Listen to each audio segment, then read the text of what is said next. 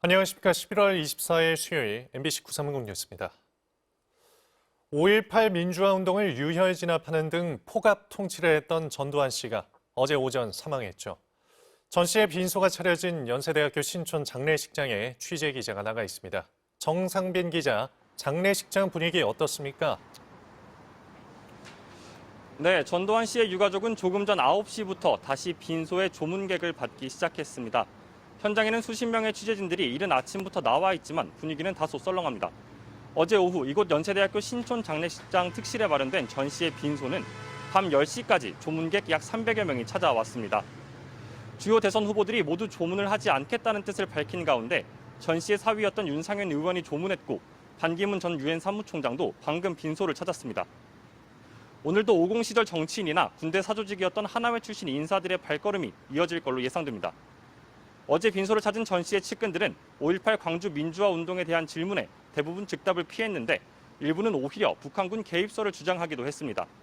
정진태 전 한미연합사 부사령관은 취재진에게 5.18 민주화 운동은 북한군 300여 명이 남하에 일으킨 사건이라고 주장했습니다. 보수 성향 시민단체 태극기 혁명 국민운동본부는 서울 종로구 보신각 앞에 전두환 씨 추모 분향소를 기습적으로 설치했다 1시간 만에 강제 철거됐습니다. 어제 종로구청 측이 설치를 막자 오늘 이른 아침 몰래 설치한 건데요. 구청 측은 인도나 도로에 고정시설물을 세우는 건 위법이어서 철거했다고 밝혔습니다. 어제 일부 시민단체는 전두환 부역 세력들은 사죄하라는 기자회견을 열었고 일부 시민들은 1인 시위나 항의를 하기도 했습니다. 전 씨의 장남 재국 씨, 차남 재용 씨 등 유가족이 빈소를 지키는 가운데 삼남 재만 씨는 오늘 오후 늦게 미국에서 귀국할 예정으로 알려졌습니다. 장례는 가족장 5일장으로 치러지고 내일 오전 10시에 불교식으로 입관식이 열리며 발인은 27일 진행됩니다.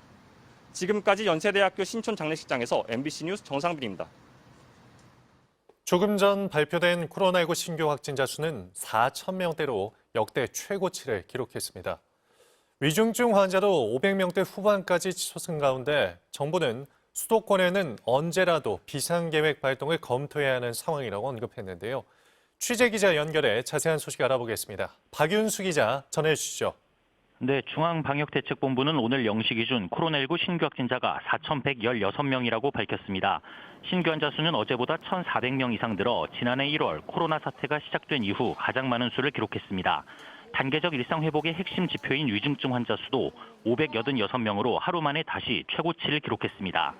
김부겸 총리는 오늘 아침 중앙재난안전대책본부 회의에서 수도권만 놓고 보면 언제라도 비상계획 발동을 검토해야 하는 급박한 상황이라고 말했는데요.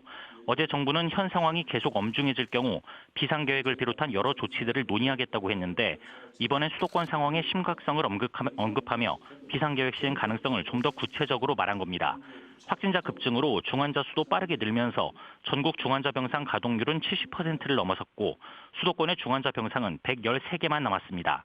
김 총리는 중환자 병상을 비롯한 수도권의 의료 대응 여력을 회복시키는 일이 급선무라고 강조했는데요. 그러면서 지금의 환자 분류와 병상 운영 시스템을 전면 재평가하고 의료 대응 체계를 재택치료 중심으로 개편하는 데 집중해달라고 주문했습니다. 또 60대 이상 고령층을 중심으로 예방접종을 완료하고도 돌파 감염되는 사례가 많은 만큼 세 번째 접종, 즉 추가 접종을 마쳐야 예방접종이 마무리된다는 생각으로 일정에 맞춰 추가 접종에 적극 동참해달라고 당부했습니다. 지금까지 통합뉴스룸에서 전해드렸습니다. 전 세계적으로 급등한 기름값을 잡기 위해 미국이 국제 공조에 나섰습니다. 이에 우리나라를 비롯한 주요 석유 소비국들은 각국이 보유하고 있는 비축유를 함께 방출하기로 결정했습니다. 워싱턴 김수진 특파원이 보도합니다. 미국을 비롯한 주요 석유 소비국들이 공동으로 비축유 방출에 나서기로 했습니다. 백악관은 오늘 미국이 보유 중인 전략 비축유 5천만 배럴의 방출을 결정했다며 한국과 중국, 인도, 영국 등 다른 나라도 동참하기로 했다고 밝혔습니다.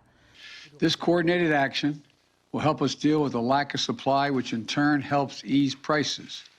The bottom line, today we're launching a major effort to moderate the price of oil. 전 세계적으로 기름값이 치솟고 있는데 사우디아라비아와 러시아 등 산유국들이 원유 생산을 늘리지 않자 공동으로 대응하기로 한 겁니다. 한국 정부도 300만 배럴 정도를 방출할 계획인 것으로 알려졌고 인도는 500만 배럴을 방출하겠다고 밝혔습니다.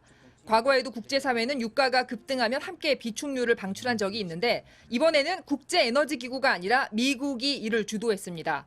특히 처음으로 중국이 참여했습니다. 미국과 갈등을 빚고 있지만 코로나19 확산 이후 국제 유가 상승과 이로 인한 전 세계의 인플레이션 우려가 그만큼 심각하기 때문입니다. 실제로 두바이유를 보면 올해 들어 무려 50% 넘게 가격이 급등했습니다. 미국에서는 올 한 해 휘발유 가격이 61% 올라 전국의 평균 휘발유 가격이 1갤런, 즉 3.8리터에 3.4달러까지 치솟았습니다. 여행객이 크게 느는 연말 대목을 앞두고 수요가 늘고 있어 더 오를 가능성이 있습니다. Oil is sold on a global market. It is, as we see, as everybody's coming out of COVID, there is a huge increase in demand. The supply has not caught up. 하지만 비축유 방출은 단기 처방책에 불과합니다. 산유국들이 적극적으로 증산에 합의하지 않으면 국제 유가를 잡기가 쉽지 않을 거란 지적이 나오고 있습니다. 워싱턴에서 MBC 뉴스 김수진입니다. 어제 저녁 서울 을지로의 한 유명 음식점에서 불이 나면서 40여 명이 대피했습니다. 천안 논산고속도로에서는 화물차 추돌 사고로 한 명이 숨졌습니다. 밤사이 사건 사고 남효정 기자입니다. 시뻘건 불길이 2층 건물 위로 솟구칩니다. 살수차가 물을 내뿜어도 불길은 계속 타오릅니다. 누가 소방관이 올라가시나? 위험하다, 저 소방관. 어제 저녁 8시쯤 서울 중구 을지로에 있는 2층짜리 음식점에서 불이 났습니다. 건물 안에 있던 손님과 직원 47명이 대피했습니다. 저희 공장이 바로 옆이거든요. 우선 공장이 걱정이 되잖아요. 그래서 막 달려왔지. 그래서 사오니까 연기가 앞이 안 비는 거예요. 그래서.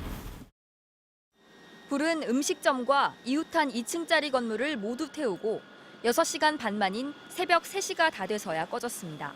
건물 구조가 샌드위치 판넬이어서 불이 다소 꺼지는 데 시간이 소요된다고 말씀드리겠습니다. 이 지역은 건물 사이가 좁아 불이 번질 우려가 커서 소방대응 1단계가 발령돼 소방차 36대와 소방관 134명이 동원됐습니다. 경찰은 음식점 2층에서부터 불이 시작된 것으로 보고 정확한 화재 원인을 조사하고 있습니다. 흰색 화물차가 형체를 알아볼 수 없을 정도로 찌그러져 있습니다. 어제 저녁 7시쯤 충남 공주시 천안 논산고속도로에서 2.5톤 화물차가 앞서가던 20톤 화물차를 들이받았습니다. 이 사고로 2.5톤 화물차 운전자 60대 남성 김모 씨가 숨졌습니다.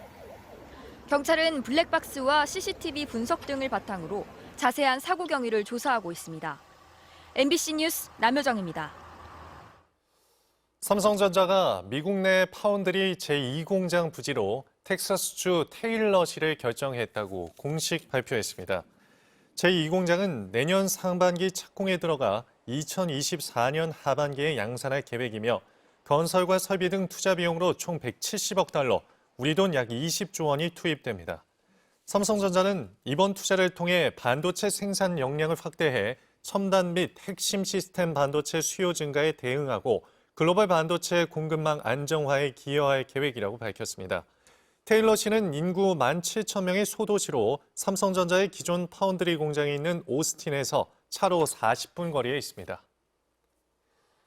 대장동 개발 로비 특혜 의혹의 핵심 인물인 유동규 전 성남도시개발공사 기획본부장의 첫 공판이 오늘 열립니다.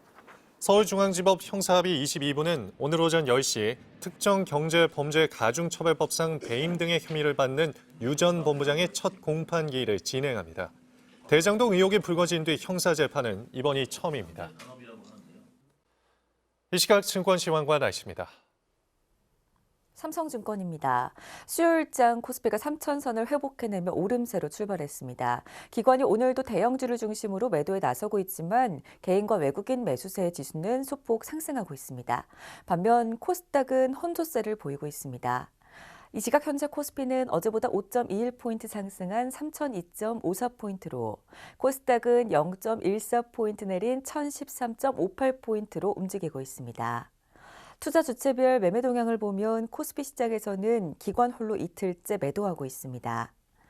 지난밤 뉴욕 증시는 제롬 파월 연준 의장 연임 이슈를 소화한 가운데 미국 국채금리 급등과 글로벌 코로나19 재확산 등을 주시하면서 혼조세로 거래를 마감했습니다. 시가총액 상위 종목 살펴보면 혼조세를 보이는 가운데 삼성전자가 미국 파운드리 제2공장 부지를 확정했다는 소식과 20조 원 규모의 투자 소식에 4거래일째 상승하고 있습니다. 또 제일제당은 해양 생분해 바이오 플라스틱 사업 진출 관련하여 증권사의 긍정적인 호평이 흘러나오면서 강세를 보이고 있습니다. 이 시각 현재 일본 증시는 내리면서 거래되고 있습니다. 지금까지 삼성증권이었습니다. 오늘 아침도 꽤 추우셨죠? 중부지방을 중심으로 영하권의 추위가 이어졌습니다. 낮에는 전반적으로 어제보다 3도에서 9도가량 오르겠는데요. 그래도 공기 자체가 차갑겠습니다. 한낮 기온 서울이 9도, 대구 13도 안팎을 보이겠습니다. 또 출근길 서쪽지방 곳곳에서 산발적으로 눈이 조금 날리기도 했는데요. 낮까지는 경기 남부와 충청 북부를 중심으로 빗방울이 떨어지거나 눈이 산발적으로 날릴 수 있겠고요. 영동지방에는 건조특보가 내려진 가운데 바람까지 강하게 불겠습니다. 불이 나지 않도록 각별히 유의하셔야겠습니다. 오늘 하늘에는 가끔 구름만 많이 지나겠습니다. 대기질은 내내 청정할 것으로 보입니다. 낮 기온은 어제보다 3도에서 9도가량 높겠는데요. 서울이 9도, 광주 14도, 부산도 14도 안팎까지 오르겠습니다. 주말에는 비교적 맑은 가운데 추위가 잠시 풀릴 것으로 보이고요. 다음 주 초에 전국에 또 비나 눈이 내리고 나면 다시 추워질 것으로 전망되고 있습니다. 날씨였습니다. 조금 전 중앙방역대책본부는 오늘 0시 기준 코로나19 신규 확진자가 4,116명 발생했으며 위중증 환자는 586명, 사망자는 35명이라고 밝혔습니다. 수요일 구성 뉴스 마칩니다. 고맙습니다.